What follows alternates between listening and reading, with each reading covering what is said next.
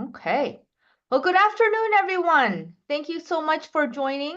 My name is Janice Kung, and with me today is my esteemed colleague from AHS, Deanna Townsend, and we are here to give you some good tips and tricks on how to search for best evidence, and we'll also give a really quick orientation on the library resources available to you as students and as preceptors.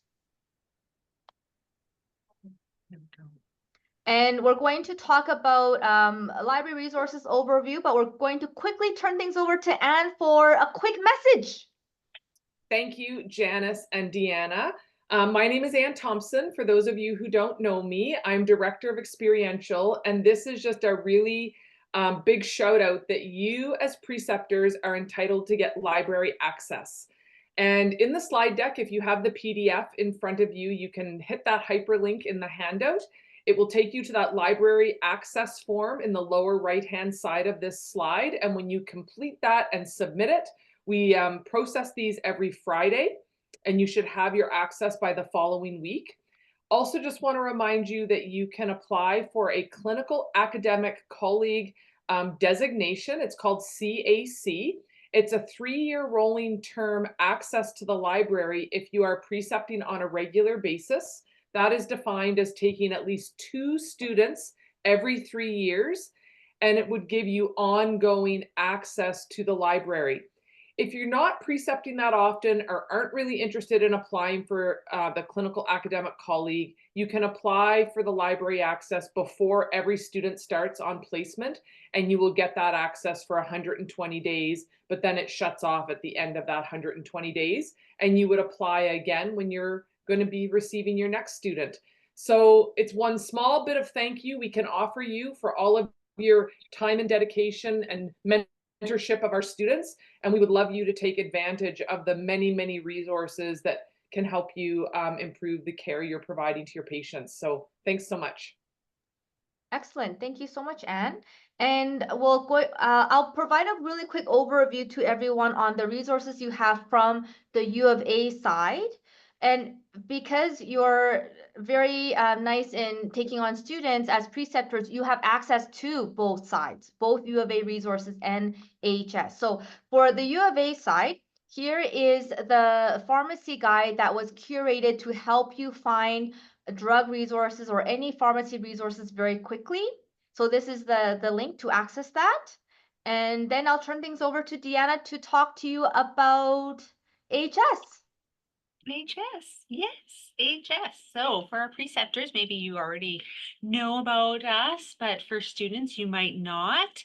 So Alberta Health Services and within all of the reorg of that, you do have library services. So we are a virtual library, but we have 6 locations throughout the province because we are a provincial library. So we have sites in Edmonton, Calgary, and Red Deer with physical sites that you can access, but we are predominantly a virtual library, and you can have access to our resources as well that include bibliographic databases, but we really do try to put more of a slant on clinical practice resources. And we do have support services, so request services for education, literature search support, and technical support, and then of course our clinical resources that you can have access to. So some of the things that we try to highlight are we do have point of care resources that you're very familiar with, so Dynamed and LexiDrug. And of course, we have a full suite of e-journals that you might be able to access through U of A, but also through AHS as well. And we have a few little tools like virtual book shelves that you can create that can give you a table of content alerts. Can do search alerts for you and research alerts and different things of that nature. So that might be helpful as you're building your evidence-based practice in pharmacy or continuing your work as a clinical pharmacist.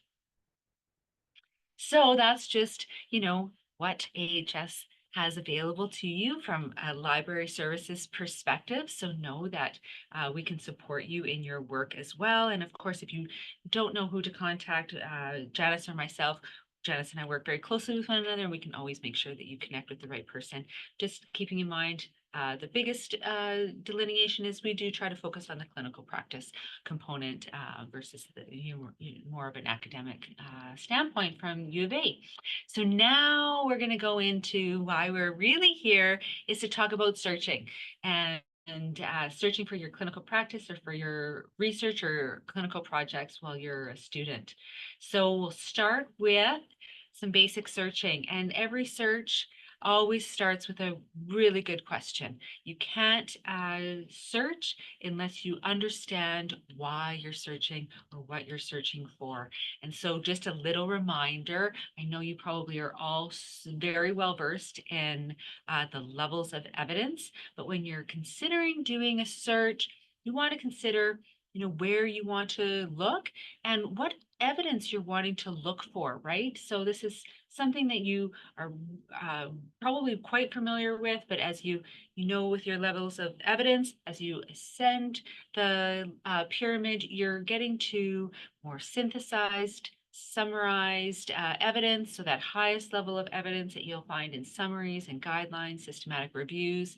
And as you go down the pyramid, you're looking at other pre-appraised research, other synthesized research, and then further down the pyramid, you're looking at those primary studies where there's a lot more evidence but it's more difficult to search, and you're going to have to do all of that summary and synthesis of information. And so when you have a question and you understand why you're looking for information, then you can kind of navigate the type of evidence you want and then where to look for that. So we're going to start with clinical searching and just some basic understanding of doing clinical searching.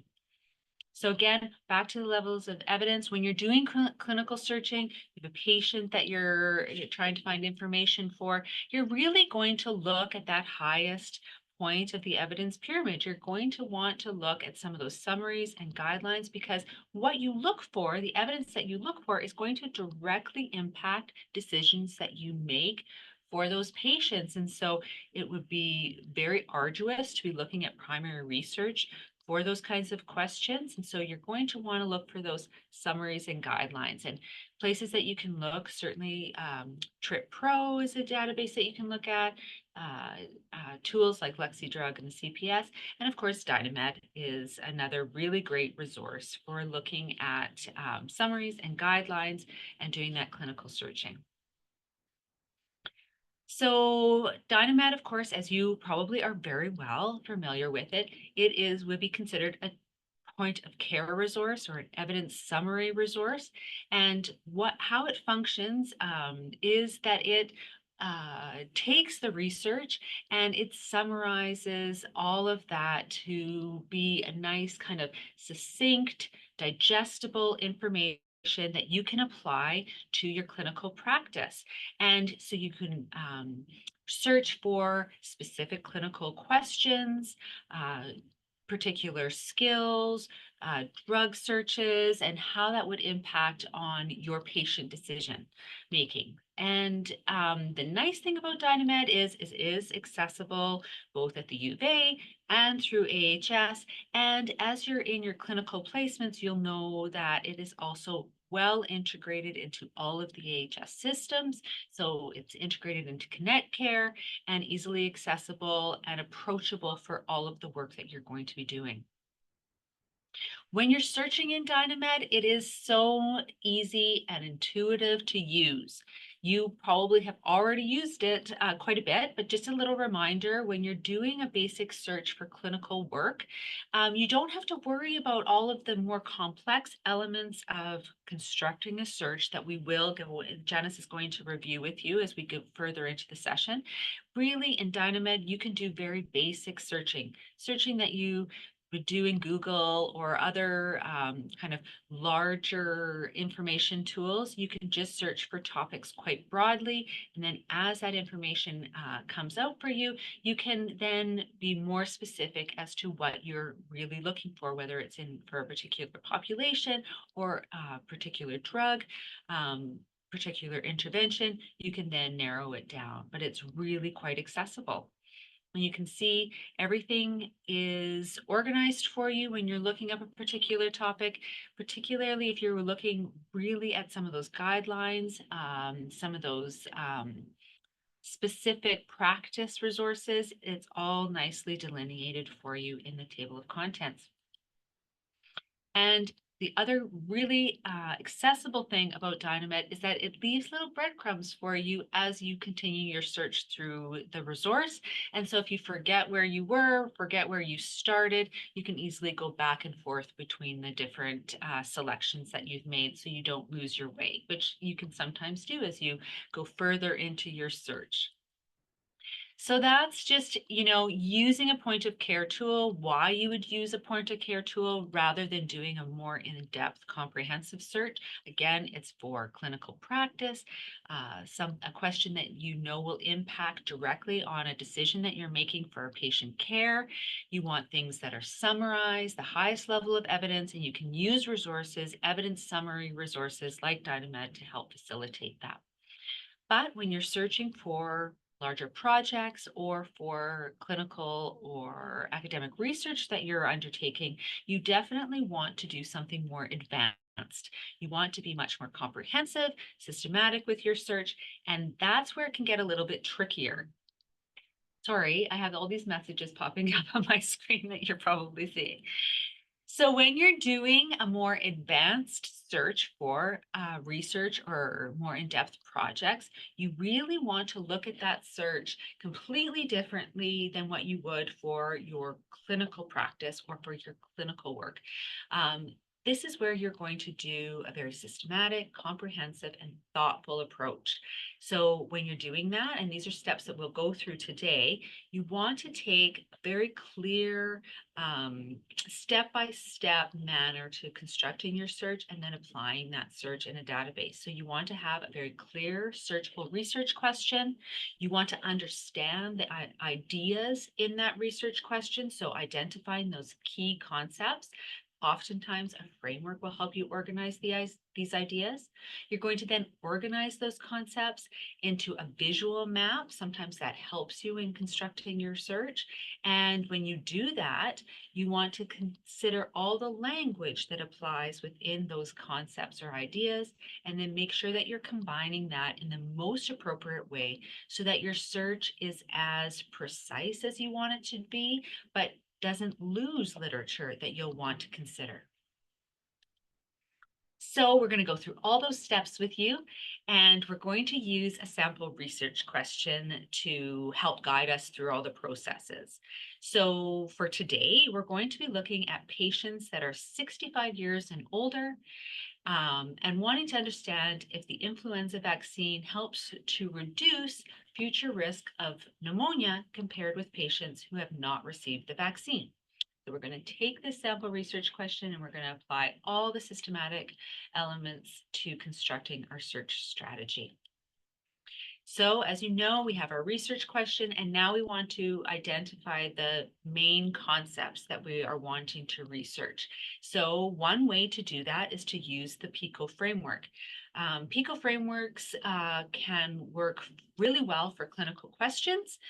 They have some limitations, of course, because not all of our questions fit nicely into a PICO framework, but it does help us start to consider all the key elements in our question. So PICO, of course, stands for population, intervention, comparison, and outcome. Sometimes you can add the study design, time, or setting, but you certainly don't have to do that. And also keep in mind, you might not use all the elements in a PICO framework. Some you might leave out, and that's okay as well. But what the purpose of this framework is to help you start to consider your research question and identify the key elements in that question that you're really wanting to look for in your search. So now we have a little quiz.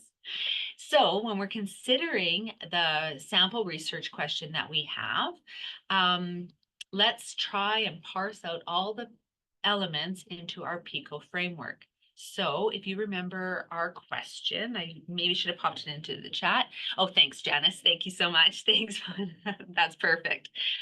What would you consider to be the population in our scenario? So how would I describe the group of patients similar to mine? So what is the main problem that I'm studying? What's the main population that I'm studying? And you can pop it into chat or unmute yourself, whatever you want to do, but this can be our little interactive component. What do you think would be the population from our scenario that we're looking at? And we have a quiet group. Everyone's shy. I'm going to hit the button. That's right. I know you were all thinking it. Our population is 65 years and older, adult population of 65 years and older. So then what is the main intervention that I'm considering? So an intervention would be the main drug or procedure that you're looking at from our scenario. So, oh, come on, students, that's right, Anne. Thank you.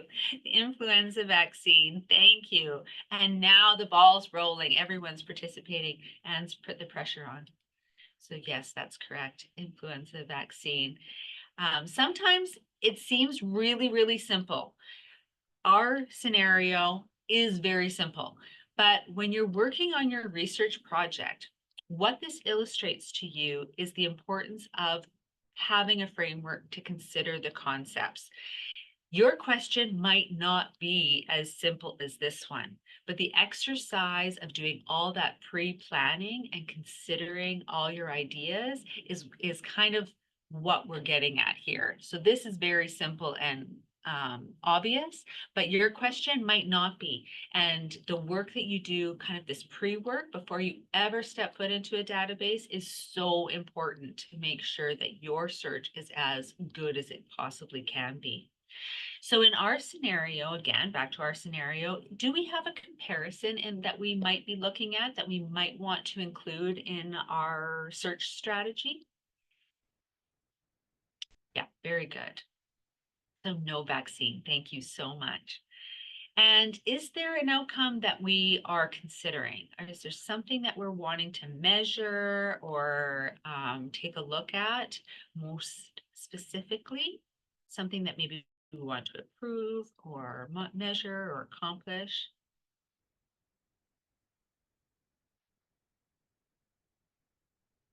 We might consider, yes, thank you, reducing the risk of pneumonia, exactly. So we might want to consider that. Oftentimes in a search, you won't put the outcome in your search, but you might consider the outcome when you're looking at the literature. So when you're screening in the literature, when you're looking at the literature, that's when you might consider the outcome, and you might not put it in your search depending on how you structure your search. And we'll talk about that a little bit more as we go further in. And is there a study design that we might be looking at in our scenario?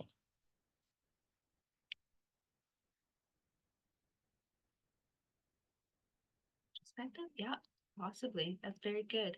In our scenario, we could be putting in study designs, particularly if there's a lot of literature that we're looking at, or we only want to narrow in on a certain kind of methodology, then we might put randomized controlled trial. Yeah, we might add the study design. So depending on how much literature is being written on a particular topic, we might want to narrow it down by the kinds of study designs and the methodologies, the research methodologies that are applied, because that might make a difference for our own research.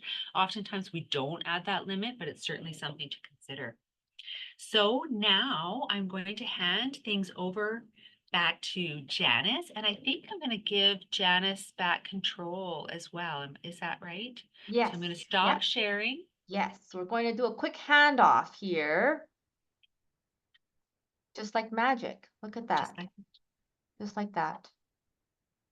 Okay. Once you have parsed out those PICO elements, it should help you identify what are the major concepts that you want to build into your search. And again, as Deanna mentioned, sometimes your question might be really simplistic, like we're doing an oversimplified question, but sometimes your question might be a little bit more complicated. So it's a little bit more difficult to pinpoint what exactly are our major ideas that we want to build into the search. So based on the PICO, I have identified that our population is important, the intervention, and the outcome. So we want to reduce the risk of pneumonia. So I've identified the 65 years older, influenza vaccine, and pneumonia as the major keywords that we want to capture in the search. Another way to represent our major concepts is by putting them into bubbles. Because I am such a visual learner, I like to see things visually like this so that we can see, okay, here are our three major concepts in each of their bubbles or circles. And once you have done this, then you want to identify some synonyms and related terms for each major concept. By the way, sometimes you may have only two concepts. You may have four or even five major concepts. It just depends on how much literature has been written on your topic. And generally, it's nice to start out with three, but you can always branch out. So now let's go back to the synonyms and related terms. Why do we want to do this? The reason is because there are many different ways that authors might be describing those ideas. For example, the 65 years and older, instead of searching for that specific age range, we can just say older adults. But there are so many other ways that authors might be describing older adults in their papers, right? So it's always a good idea to think about what other ways could authors be writing to describe that population or the intervention and so on and so forth. So let's work on this together. Help me out here. Let's do set one together, older adults. What other synonyms or related terms can you think of that authors might use to describe that population in their papers? What other words? Elderly, perfect. Geriatric, senior, yeah, senior citizens. Great. Any other terms?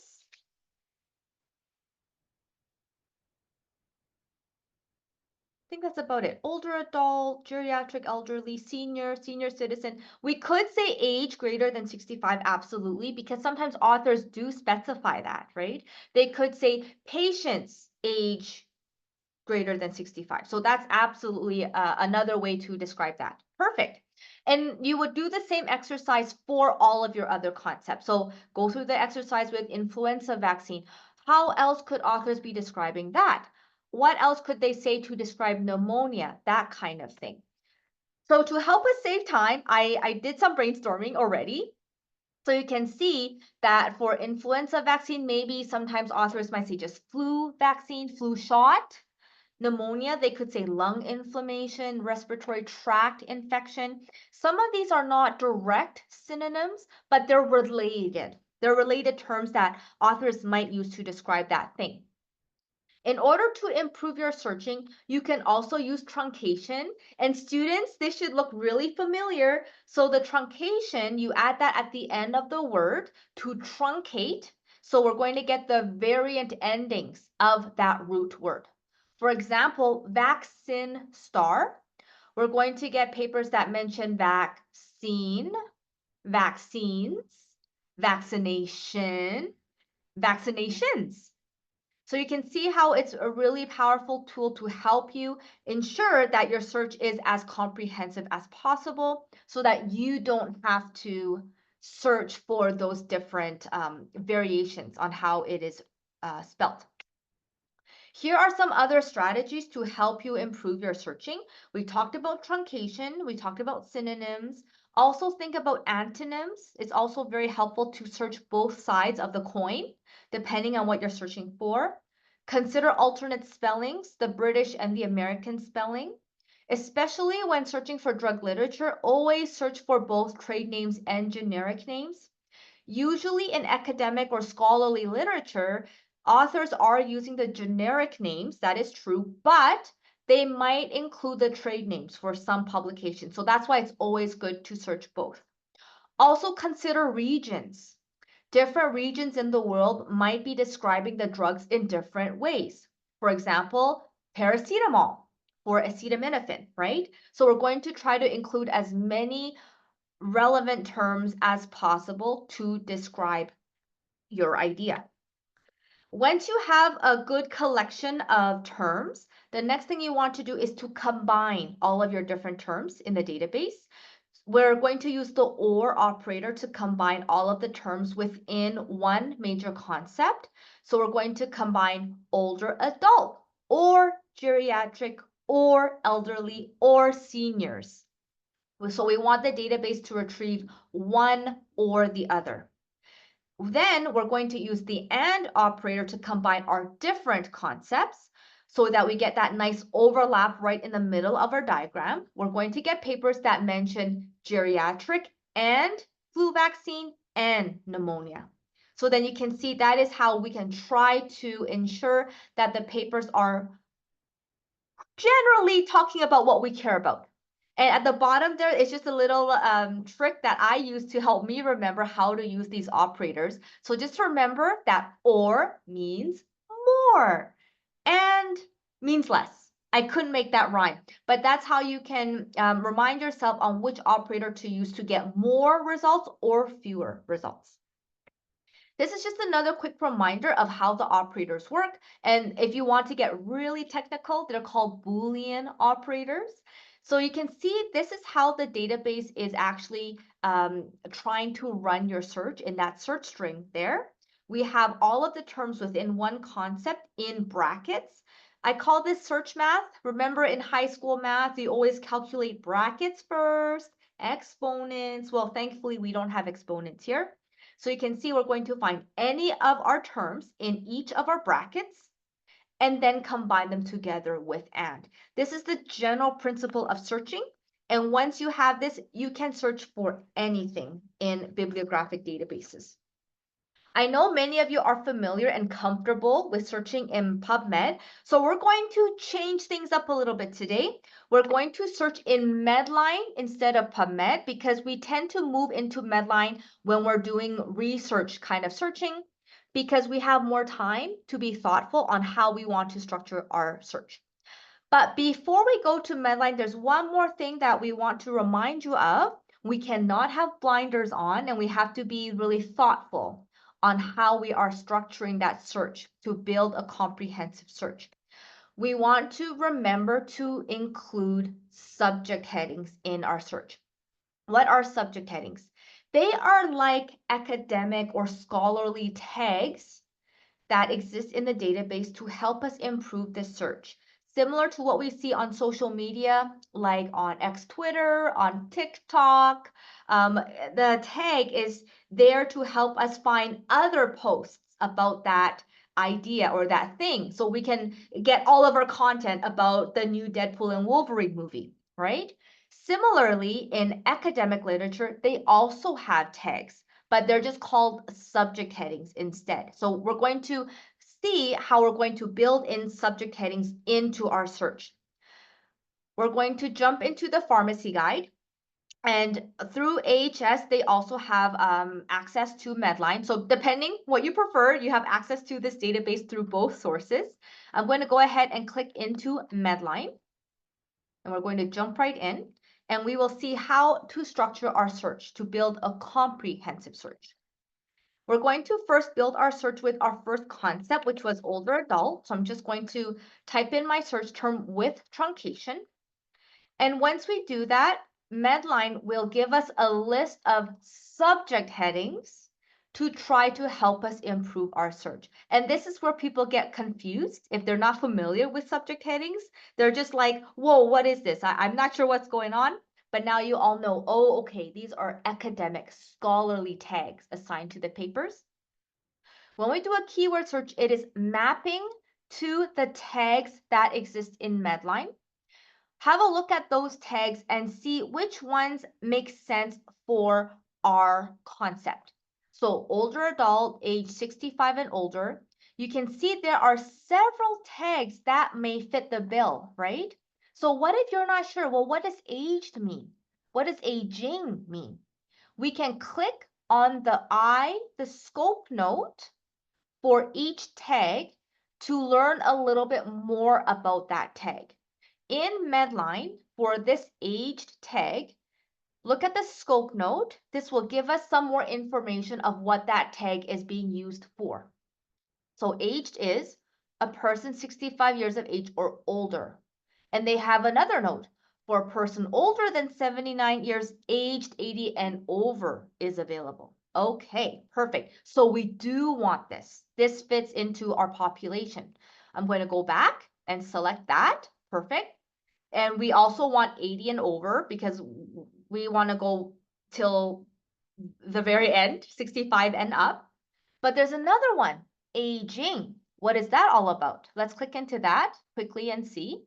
Aging is gradual, irreversible changes in structure and function of an organism. So it doesn't really specify. That could be anything. Aging of animals, animal studies.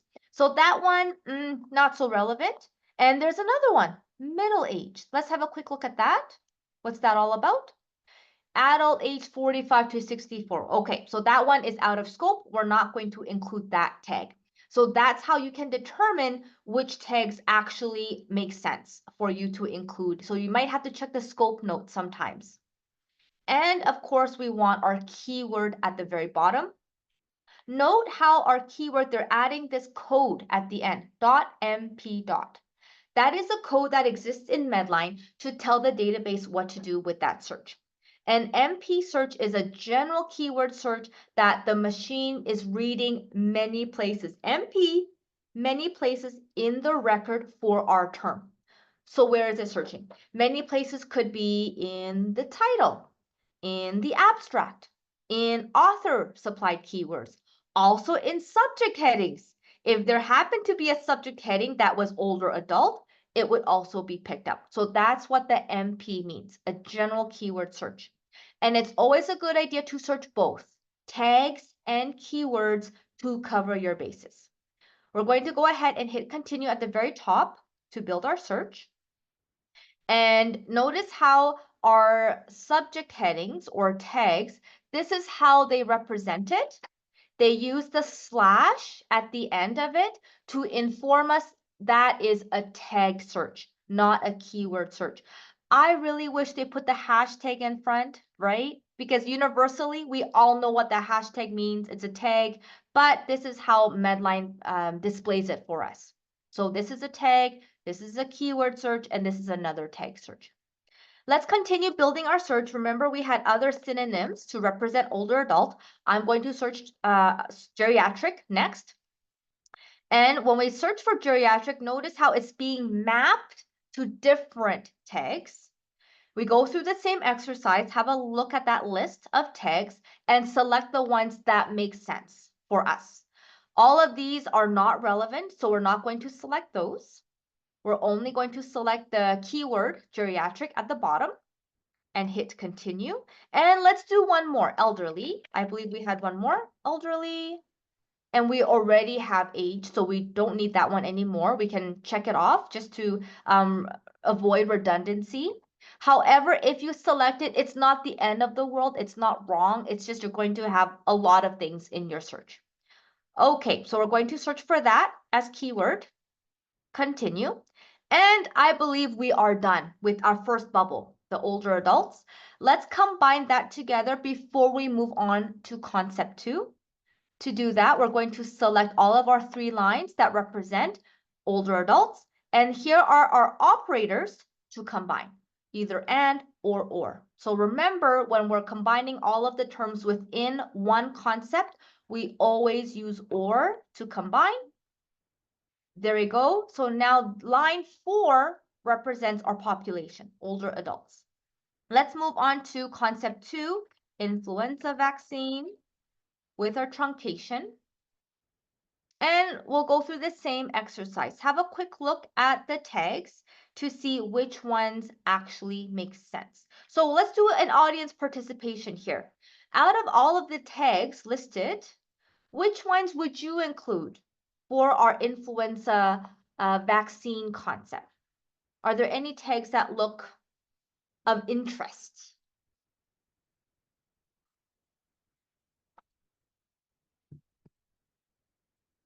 Yeah, perfect. Influenza vaccines.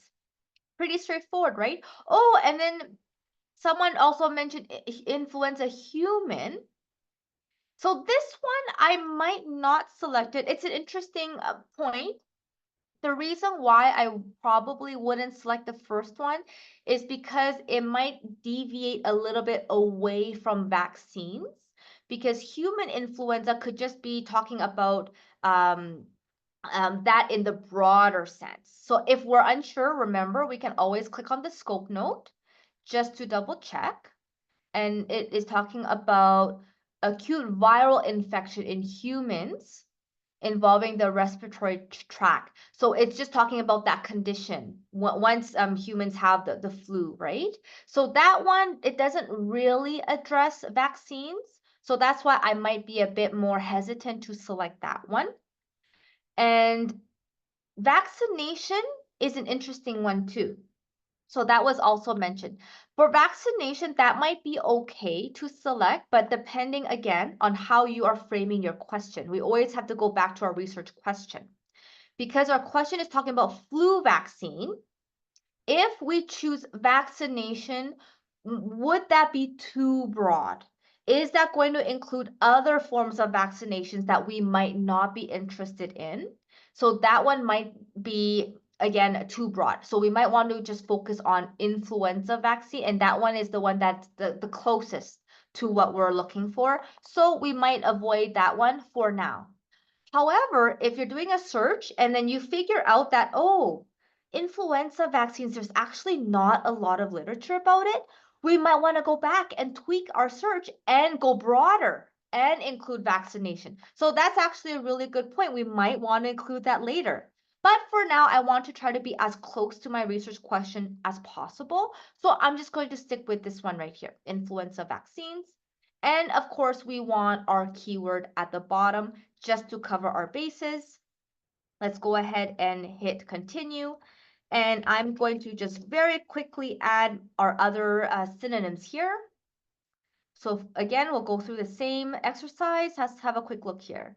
Flu vaccine, we have that one. These ones, no, no, no, I'm not interested. Just the keyword. Yeah, looks good. Continue. Let's do one more. Flu shot. And again, have a quick look. And once you see that the tags are pretty much repeating, that's when you know you've kind of hit your saturation point. So I think we've already got our tags with the influenza vaccine. So we've got it, no problem. We're now just trying to really enhance the search by including all the other keywords that authors might use. So that's good. That's a really good sign. And I think we are done concept 2. We'll combine those together, 5, 6, 7 with or. And let's do the last one, pneumonia as our last concept. And oh, wow, there's a lot of pneumonia terms here. I think I just want to maybe keep it with the broader pneumonia, but you could argue maybe there are other more specific types of pneumonia that you're interested in, so you could search those as well. But for now, let's just go with the broader tag, and I also want my keyword. Continue. Let's do another synonym, lung inflammation. So I think you all kind of get the idea, right? It's good to do this line by line so we can see and go through this process. What are the tags that may exist in Medline that we want to add? All of these are too broad or not relevant, so we will just stick with our keyword. And so on and so forth. In the interest of time, I'll just search for the 2 for now for pneumonia. Let's combine those together with or. And you can imagine if you have a lot of synonyms, your search could be many, many lines long, and that's perfectly fine. The reason why we want to do this line by line is that it's a really nice visual for us to see how you are building your search for full transparency. And now this is where the magic happens. We want to combine all of our different concepts together with and. And in order to do that, notice how our earlier searches are missing. What happened to lines 1 through 7, right? Not great. So we're going to go ahead and click expand on the right-hand side so that we can see everything. And now select all of the major concepts together. line 4 for older adults, line 8 for influenza vaccine, and 11 for pneumonia. And now we combine with and. And that is the final set that we care about. Not all of these numbers. All of the numbers before, they mean nothing. We don't care about that. We care about that last number that's combining all of our different concepts together. And one thing to note about the final result, if you have too many results, one thing you can do is to scroll under the search box. There are limits that you may apply to your search if you want. For example, we may limit by English language. You could also limit by publication date range if you wish. And then we can click on the search button to apply that limit. And so limiting to English, it did help a little bit. So now you see that's how you can limit your searches. You can also click additional limits to see other ways that you may apply those limits. And to look at the results, scroll down. And what I like to do is I like to click on these 3 lines under view, because then you can see the abstract right away. And it's much faster for you to go through and screen through the results, read the title, abstract, in order to find the papers that you're looking for. So that is how you can structure searches in Medline, a really nice overview. And one other thing I want to mention as well is once you have built your search, you can save it. You don't want to waste your time to come back and rebuild the search, right? So what you can do is click on Save All right here. And you will be prompted to create an account in Ovid if you don't have an account. And I will just remind everyone that once you create your account, you might want to write it down somewhere, maybe as part of your research project notes, because this account ID and password are very different than your CC ID and password. So you have to make sure you make a good note of it, because I have had people come back to me and they said, I forgot my login, I can't get back and access my search. And I just tell them, oh, I think you're out of luck. You might have to rebuild it. So make sure you jot that down. I'm just going to sign in to show you how you can save your search. So once you're logged in, you have to create a search name for it. So we can just call this flu shots pneumonia, something to help us remember what that search is for. For good practice, I also like to indicate the database name, because some of you might be doing more comprehensive projects like a scoping review or systematic review where you need to search in multiple places. So it's a really good idea to remind yourself where that search belongs, because every database is really customized. They have little nuances on how you build the search. So it's always a good idea to list the database. Also, for good practice, under comment, I like to put the date on when I built the search and hit save. So now we have the search saved. There are no worries there. Let's imagine you want to come back a few months later, a year later, to see what new papers have been published since then. We can come back to Medline and click on View Saved. Sign in if you haven't signed in, and then look for your search under permanent searches. I just have a lot of searches saved, so bear with me here. I'm just going to do a quick search here for pneumonia, and that should come up. Perfect. So flu shots pneumonia. We're going to click on that and hit run at the very top in order to rerun this search. So that's how you can build your Medline search. Are there any questions about Medline?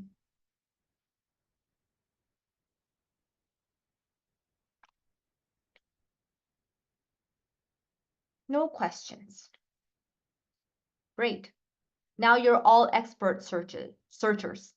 One other note I want to suggest is maybe you don't want to do a comprehensive search. Maybe this is too much. You look at the results and you're thinking, holy smokes, Janice, over 1,000 results. I don't have time for that. Ain't nobody got time for that. Hey, I'll show you a trick. Maybe you only want a handful, a few papers to read through. What you can do is you can modify your search by only searching in certain fields of the record to reduce the results and hopefully to make them more relevant. What you can do is look through your major concepts and identify which is the most important concept, or maybe the top two most important concepts.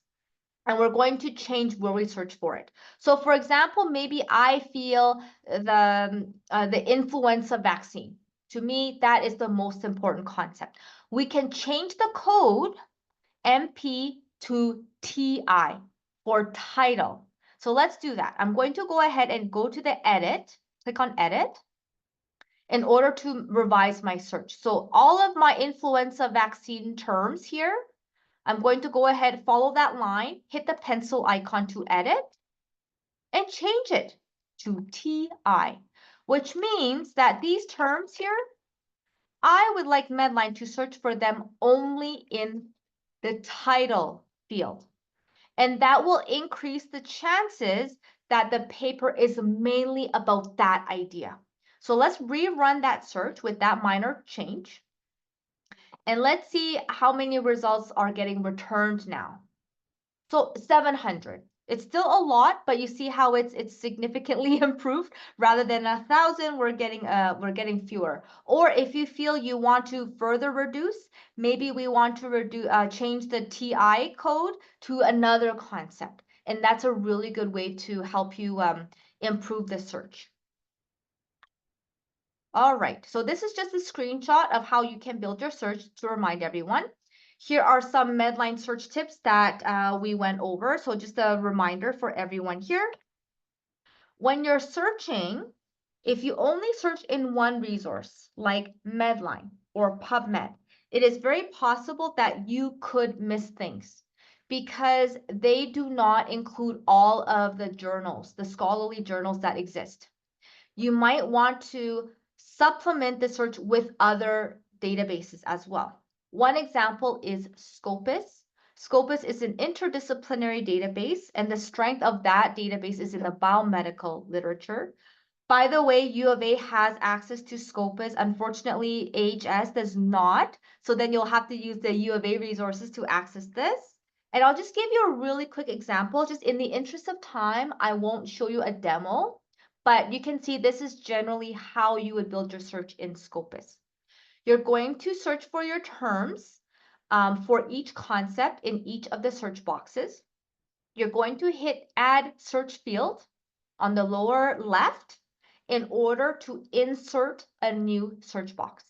And so each new search box, think of that as a new concept. So remember our bubbles, think of one square equals one bubble. I know they're not the same shape, but they're part of the same shape family. So you see, I have 3 concepts. I'm going to have 3 search lines. I'll just keep adding add search field to add them, put in my search terms. Also notice that every time when you insert a new line, they're going to have that nice and operator on the left. And that's exactly how we want to combine them. And also notice in Scopus, I am using quotation marks to combine terms that are in phrases like older adult, influenza vaccine. We didn't have to do this in Medline because Medline automatically considered them as a phrase, which is wonderful. But in Scopus, we have to put in that extra bit of work to ensure we're searching for that exact phrase. So keep that in mind for Scopus. It's a little bit different than Medline. Once you run your search, one thing you can do is you can resort the results by citation count if you want. Notice how in the results, they have the citations column on the right-hand side. When you resort by citation count by highest, this is a really good way for you to find the older publications, maybe the seminal papers in that area that you might be interested in looking at. So that's another way for you to find relevant literature on your topic. Whew, that was a mouthful. And I hope you got some really good takeaways on how to build a really good advanced search. I'm going to turn things back to Deanna to close things off on some tips on citation managers. Thanks, Janice. Yes, it's true. AHS does not have Scopus, but I will say Janice always has to say that. No, but I will say one thing that we do have available for our preceptors is as AHS staff, we will do the search for you. So if you don't have time and are working on your research, Hey now, they should learn how to search. We will- But it is we a good service. we'll do the search for you with our mediated search service. Anyways, just had to do that little plug. No, but the other thing about, I mean, Janice spoke about saving your search, and that is, so important because oftentimes when you're doing clinical research, you only have time to search in drips and drabs, right? Like when you have a few minutes on the side of your desk. And so if you save your search, it's so important. And another thing that's really helpful is having a reference manager to help organize your references, to share them with other researchers, to compile your bibliography when you're writing things up. So it's really important to get used to using a reference manager. They're like a virtual filing cabinet for anybody older like me. When you used to print everything and have them all in your little file folders, well, that's your reference manager. So there are a number of free reference managers that you can use that will have enough space within that management system to allow you to have a robust set of citations and to allow you to share with your colleagues. So you can use EndNote Basic, Mendeley, Zotero. They're kind of the big three that are free, and all of them will do everything that you need. You can import directly into them from the databases, and you can create nice file folders for everything and share with your colleagues. So if you have questions though, this has been a lot of content. It's can be overwhelming until you get into working through your search and developing your research question and getting all of that organized. So if you have questions once you get started, then that is the time to reach out for help. Don't feel like you're on your own for this.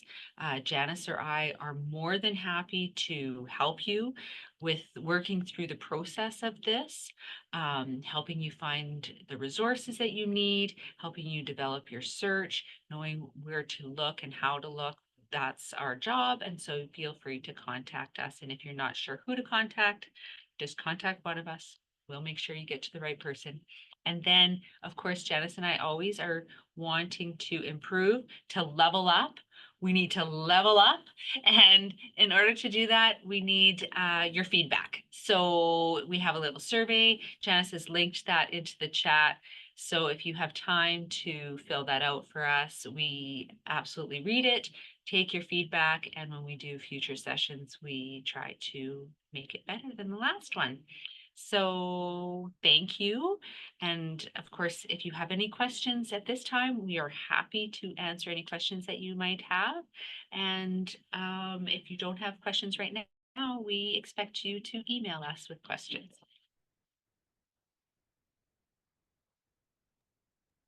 Thanks so much, Janice and Deanna, for delivering this. Super appreciated.